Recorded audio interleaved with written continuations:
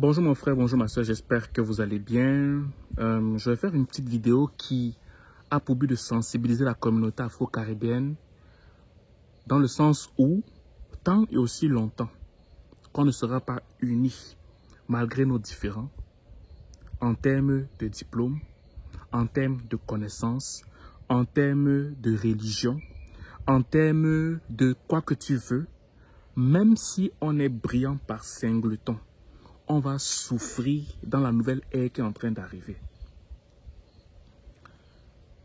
Quand on regarde l'Afrique dans le futur, dans les prochaines années, c'est le continent qui va avoir le plus de jeunes, je pense de moins de 30 ans, si je ne me trompe pas, dans le monde entier. Et ça effraie la sphère mondiale.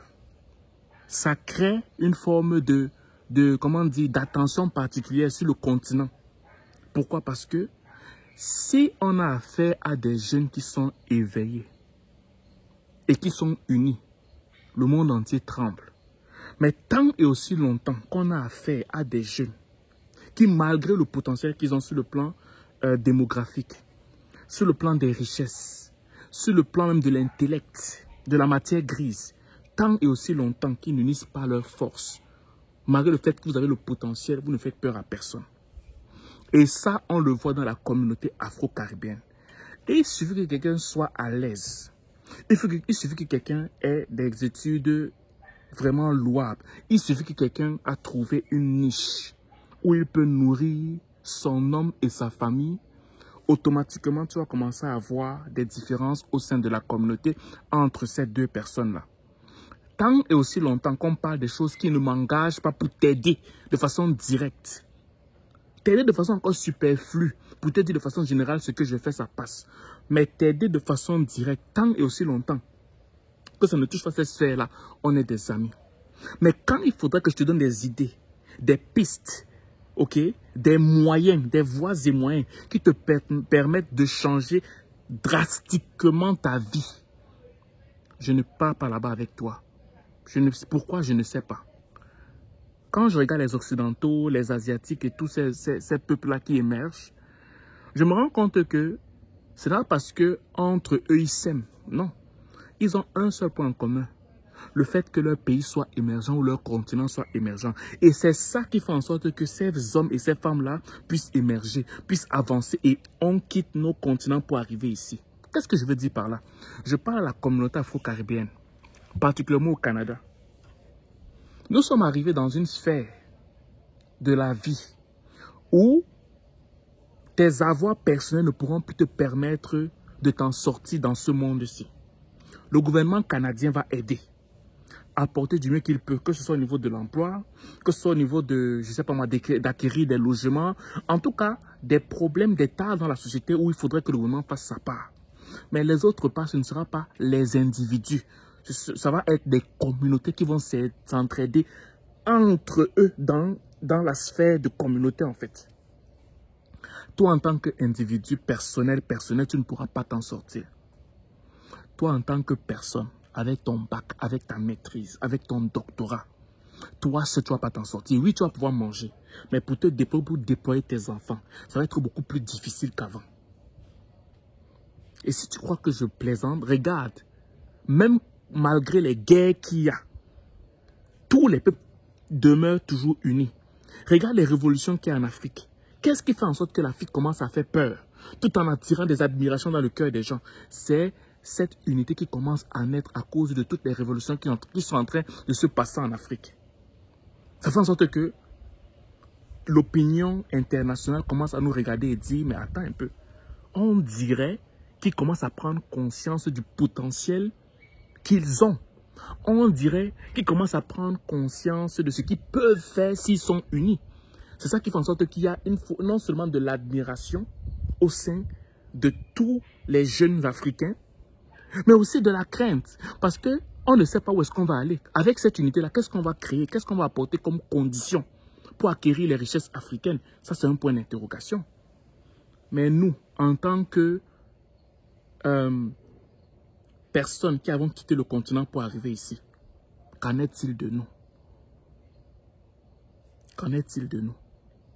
Est-ce qu'on va toujours penser à notre propre nombril, au nombril de nos enfants? Parce que la révolution en Afrique n'est pas la même ici en Occident. Parce qu'en Occident, vu que tu manges déjà, tu as ta maison, tu as tes choses, tu n'as pas besoin d'être en communauté pour te sentir à l'aise. Mais il arrive un temps, et le temps est déjà arrivé, que même si tu es à l'aise seul, tu auras besoin de ta communauté pour t'en sortir parce que les temps sont devenus de plus en plus mauvais.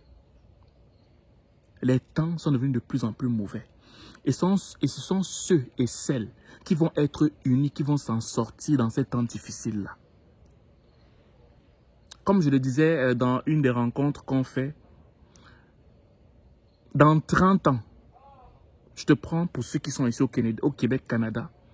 Admettons que à la fin de ta retraite, quand tu auras tes pensions retraite, si tu travailles au Canada et que tu pars en pension retraite, admettons que je te donne 3-4 000 $ dans 30 ans.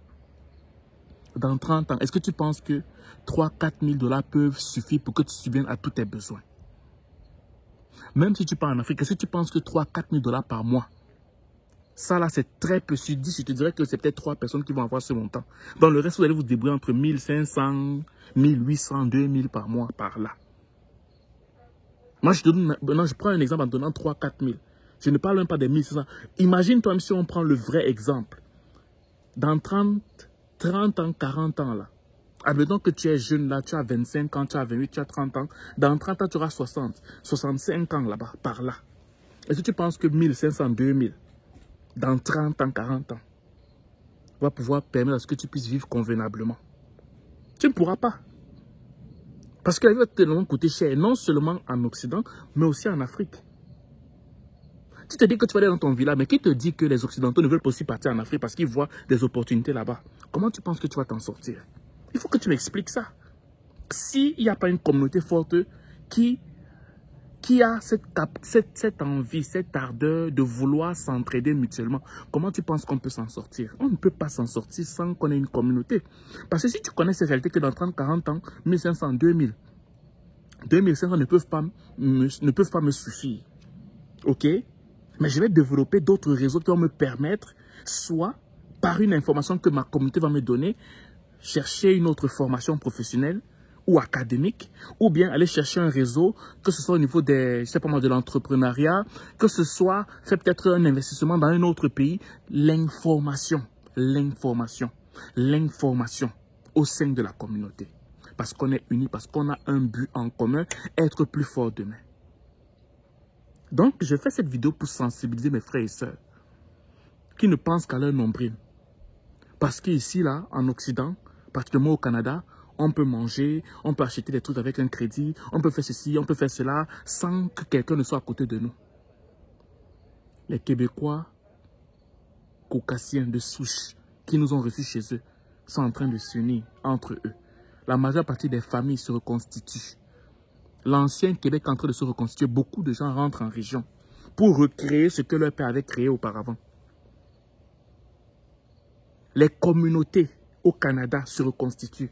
Si tu vas voir les Grecs, tu peux voir les Italiens, tu peux voir les Juifs, tu peux voir les Asiatiques. Regarde bien comment eux, ils fonctionnent. Les seuls qui ne pensent qu'à leur nombril encore, c'est nous, la communauté afro-caribéenne.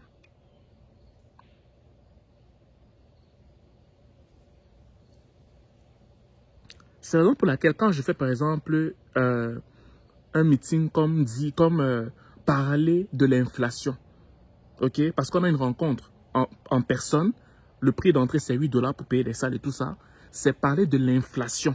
L'inflation, comment manager l'inflation dans la communauté afro-caribéenne. Tu vas voir que ça ne va pas susciter d'intérêt. Pourquoi? Parce que les gens ne pensent qu'à leur nombril.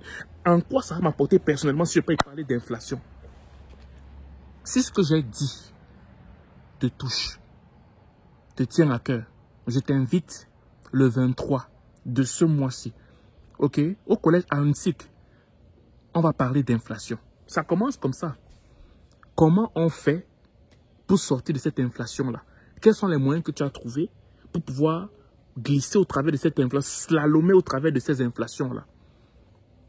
Ton frère ou ta soeur de la communauté afro-caribéenne va écouter et va aussi mettre en pratique pour s'en sortir. Donc, si tu es sur YouTube, pour prendre ton billet, c'est en bas. Si tu es sur Facebook, ton billet, c'est en haut. Ok? Donc, on t'attend, on va discuter.